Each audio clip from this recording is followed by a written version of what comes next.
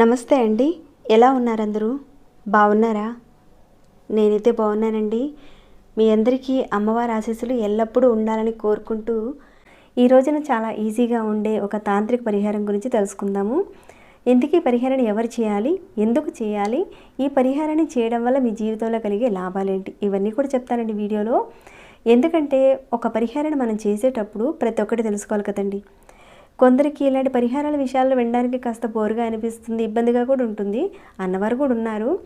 అసలు సమస్య కలిగిన కారణం ఏంటి, ఆ సమస్య ఎందుకు వచ్చింది, మనం ఎందుకు చేస్తున్నామనేది చెప్పకుండా ఈ పరిహారం చేసుకోమని నేను టూకీగా చెప్పాను అనుకోండి, అప్పుడు కొందరు ఆ పరిహారాన్ని నమ్మరు.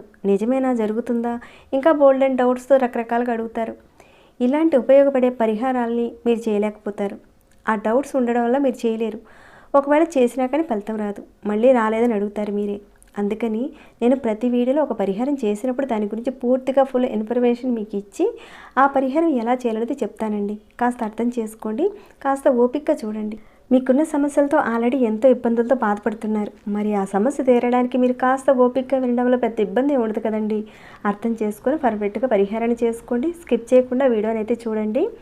ఇక పరిహారం మాటకు వెళితే, ఈ పరిహారాన్ని ఎందుకు చేయాలి, ఎవరు చేయాలనేది తెలుసుకున్న తర్వాత పరిహారాన్ని ఎలా చేయాలనేది చెప్తానండి. ఇక్కడ కొందరికి ఎక్కువసార్లు దెబ్బలు తగులుతూ ఉంటాయి, గాయాలు అవుతూ ఉంటాయి, రక్తం వస్తూ ఉంటుంది. అది ఇంట్లో అయినా సరే బయట అయినా సరే అలా తగులుతూ ఉంటే రక్తం వస్తూ ఉంటుంది. మానసికమైన అశాంతి ఎక్కువగా ఉండడము, కారణం లేకుండా కుటుంబ సభ్యుల మధ్యన గొడవలు రావడము, ఇంకా బెస్ట్ ఫ్రెండ్స్ అంటే కావలసిన వారితో కూడా అనుకోకుండా గొడవలు రావడము, ఏదైనా మీరు పనుల మీద బయటికి వెళ్ళినప్పుడు ఆటంకాలు అవ్వడము, ఇంకా రాత్రి సమయంలో నిద్రలో నుంచి మీరు ఒక్కసారి లెగవడము, ఉలిక్కి పడ్డము, నిద్రలో పిచ్చి పిచ్చిగా కలవరింతలు పెట్టడము, ఒక్కోసారి ఏదేదో మాట్లాడడం, ఇలా జరుగుతున్నవారు ఎవరైనా ఉంటే మీలో ఈ పరిహారాన్ని చేయించండి. చాలా ఈజీగా ఉంటుందండి. ఎవరైతే మీ వర్క్ మీద, అంటే అది బిజినెస్ కావచ్చు, జాబ్ పని మీద కావచ్చు, మీరు బయటికి వెళ్ళినప్పుడు ఆ చేసే పనులు పూర్తి కాకుండా ఏదో ఒక ఆటంకం వచ్చి పని ఆగిపోవడము, దానివల్ల ఆర్థికంగా విపరీతంగా నష్టాలు రావడము, ఆ పని మీద శ్రద్ధ లేకపోవడము, అంటే మనం ఏదైనా ఒక పని అనుకుంటాం, తర్వాత ఆ వర్క్ మీద శ్రద్ధ అనేది పెట్టాం, ఇంట్రెస్ట్ లేక వదిలేస్తూ ఉంటాం. దాంతో ఇక అక్కడి నుంచి డబ్బులు రావాల్సినవి రాకుండా ఉంటాయి, నష్టాలు వస్తూ ఉంటాయి.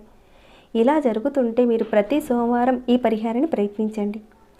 ఈ పరిహారాన్ని ఆడవారైనా మగవారైనా ఎవరైనా చేయించండి. అయితే ఈ పరిహారానికి ఎలాంటి నియమ నిబంధనలు అంటూ ఏమీ లేవండి. మీ మనసులో ఇబ్బందులకు సంబంధించి మీరు ఎదుర్కొంటున్న ఆ సమస్యల గురించి చెప్పుకొని ఈ పరిహారాన్ని చేయాలి. ఇక పరిహారానికి కావాల్సిన పదార్థాలు ఏంటో ఇక్కడ చెప్తానండి. ఒక 5 తులసాకులు కావాలండి. 5 అంటే 5 తులసాకులు తీసుకోండి. అలానే ఒక స్పూన్ తేనె కావాలండి.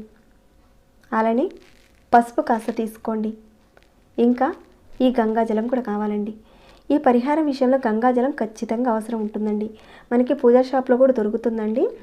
చుట్టుపక్కల ఎక్కడైనా గంగాజలం మీకు దొరకకపోతే పుణ్య నదులు అంటే కృష్ణ, గోదావరి ఎక్కడికైనా మీరు వెళ్తారు కదండి, అప్పుడు వెళ్ళినప్పుడు నీళ్ళు అనేది తెచ్చుకోండి. ఒకవేళ ఆ నీళ్ళు ప్రజెంట్ మీ దగ్గర ఉంటే వాటినైనా సరే ఈ పరిహారం విషయంలో మీరు వాడుకోవచ్చు. ఇక ఎలా చేయాలనేది చెప్తానండి. దానికంటే ముందు ఒక చిన్న రిక్వెస్ట్ అండి, మీ అందరికీ మీ సపోర్ట్గా ఈ వీడియోకి ఒక లైక్ ఇచ్చి మీ ఫ్రెండ్స్కి, ఫ్యామిలీ మెంబర్స్కి ఈ వీడియోని షేర్ చేయండి.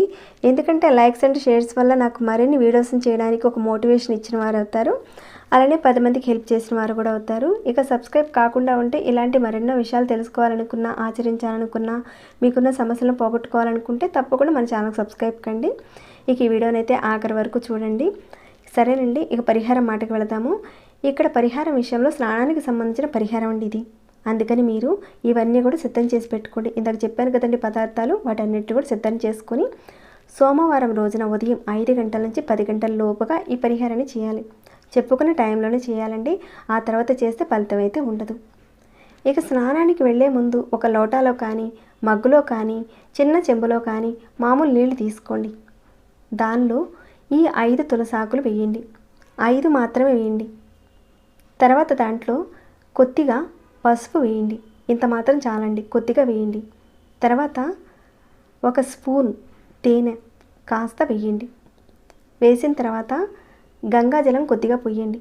అంటే ఒక 4-5 డ్రాప్స్ వేస్తే సరిపోతుందండి. కొద్దిగా వేయండి చాలు గంగాజలం. తర్వాత మీరేం చేస్తారంటే ఒక టబ్బు తీసుకోండి. జస్ట్ మీ అందరికి అర్థం కావాలని ఇలా చూపిస్తున్నానండి, అర్థం చేసుకోండి.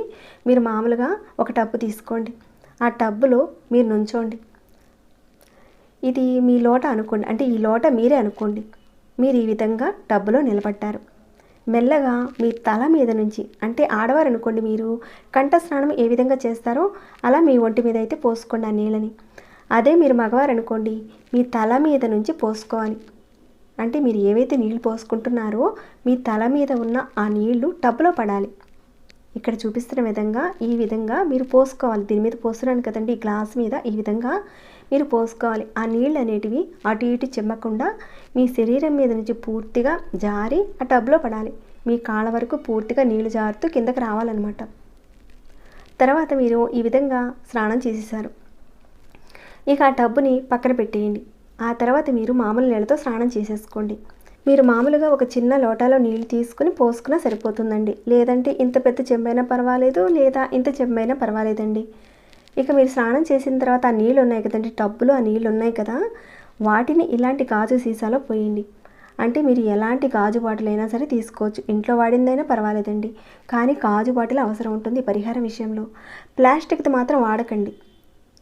పోనీ ఆ నీళ్ళు వాడినవి ఎక్కువైపోతాయని మీకు అనిపిస్తే మీరేం చేస్తారంటే ముందే మీ గాజు బాటిల్ ఎంత సైజు ఉందో అంతకు తగ్గట్టుగా ఒక గ్లాసు కానీ ఒక లోటా నీళ్లు కానీ తీసుకొని మీరు ఈ పరిహారం విషయంలో మీ మీదుగా నీళ్లు పోసుకోండి. ఆ తర్వాత ఈ బాటిల్ నిండుగా ఆ నీళ్లు పోసేసి మూత పెట్టేసి తర్వాత మీరు ఎక్కడైనా సరే మనుషులు తిరగని ఒక ప్రదేశంలోకి వెళ్ళండి. మీరు స్నానం చేసుకున్న తర్వాత చక్కగా బట్టలు కట్టుకొని పూజ గదిలోకి వెళ్ళి దీపారాధన చేసుకుని తర్వాత కార్యక్రమాన్ని మీరు చేయొచ్చు. లేదా మీరు పూజా దీపారాధన చేయకపోయినా పర్వాలేదండి, ఈ పని చేయొచ్చు. ఏంటంటే మీ ఇంట్లో చిన్నపిల్లలు ఉన్నారనుకోండి, చిన్నపిల్లలకు కూడా ఈ పరిహారాన్ని చేయొచ్చు. అంటే తల్లిదండ్రులుగా మీరు చేసి చక్కగా స్నానం చేపించేసి ఆ పిల్లలకి ఆ బాటిల్లో ఉన్న నీరుని కలెక్ట్ చేసి ఆ పక్కన పెట్టుకోండి. ఇక మీకు ఎక్కడైనా ఖాళీ ప్రదేశం కానీ, మనుషులు తిరగని చోట కాలువ గట్టును కానీ, లేదంటే ఏదైనా ఒక ఏటి ఒడ్డును కానీ ఎక్కడైనా సరే అక్కడ గొయ్యి తీసి ఆ గోతిలో ఈ బాటిల్ని పెట్టి మట్టితో కప్పేసేయండి. అలా పెట్టేసిన తర్వాత మీరు వెనక్కి తిరిగి చూడకుండా ఇంటికి వచ్చేసేయాలి. మీరు పొరపాటున వెనక్కి తిరిగి చూసారా, ఇక ఈ పరిహారం పనిచేయదండి. అయితే ఈ పరిహారాన్ని ఎవరైనా చేయించండి, ఎలాంటి నియమ నిబంధనలు అంటూ ఏమీ లేవు. మీరు స్నానం చేసేది ఉదయం 5 గంటల నుంచి 10 గంటల లోపుగా స్నానం చేయాలి. మీరు 9 గంటల్లోగా చేశారు, ఆ తర్వాత తీసుకువెళ్ళి మీరు మట్టిలో పాతి పెట్టేయచ్చు. పాతి పెట్టేది కూడా అదే రోజున చేయాలండి, తర్వాత రోజునైతే కాదు, అదే రోజున చేయాలి. ఇది కాస్త మీరు గుర్తుపెట్టుకోండి. ఈ విధంగా మీరు చేయడం వల్ల ఏంటంటే మీలో ఉన్న నకారాత్మక శక్తి, అంటే నెగిటివ్ శక్తి, ఏదైనా దుష్ట శక్తులు ఏదైనా ఉన్నా కానీ మీ ఒంటి మీద నుంచి అవన్నీ కూడా పోతాయి. ఇందాక ఏదైతే చెప్పుకున్నామో దెబ్బలు తగలడము, రక్తం కారడము, ఇలాంటి ఇబ్బందులన్నీ కూడా తొలగిపోతాయి. కుటుంబ సభ్యుల మధ్య, స్నేహితుల మధ్య ఉన్న మనస్పర్ధలు తొలగిపోతాయి. అలానే చేసే పనుల్లో వచ్చే ఆటంకాలు అవన్నీ కూడా తొలగుతాయండి. మీ ఒంటి మీద ఉన్న చెడు శక్తులు ఒక్కొక్కటిగా వెళ్ళిపోతూ ఉంటాయి. నమ్మకంతో చేయండి. మీకు ఓపిక ఉంటే ప్రతి సోమవారం చేయొచ్చు పరిహారాన్ని. ఆ బాటిల్ని అయితే అక్కడే వదిలేయాలండి, ఇక బాటిల్ని అయితే ఇంటికి తెచ్చుకోకూడదు. మీకు ఓపిక ఉంటే ప్రతి సోమవారం చేయొచ్చు, కానీ అక్కడ పాతి పెట్టిన బాటిల్ ఉంటుంది కదండి, మీరు వాడకూడదండి. ఒకసారి పరిహారానికి వాడిన బాటిల్ని మాత్రం మీరు వాడకూడదు మళ్ళీ ఇంకోసారి. ఇలాంటి ఇబ్బందులు ఉన్నవారు కనీసం 2 వారాలకు ఒకసారైనా సరే ఈ పరిహారం చేసుకోవచ్చండి. అంటే సోమవారం చేసుకోవచ్చు. ఒకవేళ లేదనుకోండి, ఈ సోమవారం చేశారు, ఆ పై వచ్చే సోమవారం చేసుకోవచ్చు. కుటుంబ సభ్యులందరికీ ఇలాంటి ఇబ్బందులు ఉంటే ఒక్కొక్క మనిషికి తల ఒక బాటిల్ చొప్పున ఇప్పుడు చెప్పిన విధంగా ఈ పరిహారాన్ని చేసుకోవచ్చు. అంటే సెపరేట్గా చేసుకోవాలి. ఈ పరిహారాన్ని నెలకోసారి చేసినా సరిపోతుంది. బాగా ఎక్కువగా సమస్య ఉందంటే 15 రోజులకు ఒకసారి చేయండి. లేదంటే ఇంకా ఎక్కువగా ఉన్నాయి సమస్యలు, అప్పుడు మీరు ఏం చేస్తారంటే వారానికి ఒకసారి చేసుకోవచ్చు. దీంట్లో ఉన్న విషయం ఏంటంటే నెలకొకసారి చేసుకున్న మనలో ఉన్న చెడు శక్తులు అనేటివి పోతాయండి. ఇది చాలా అద్భుతంగా పనిచేస్తుందండి. మీరు ఏదైతే అనుకున్నారో ఆ పనులన్నీ కూడా మీరు సాధిస్తారు. తప్పకుండా చేసుకోండి, మంచి ఫలితాలు అయితే ఉంటాయి. ఇక ఈ వీడియోని ఇంతటితో ముగిస్తున్నాను. ఇంకేమైనా డౌట్స్ ఉంటే అడగండి, తప్పకుండా రిప్లై ఇస్తాను.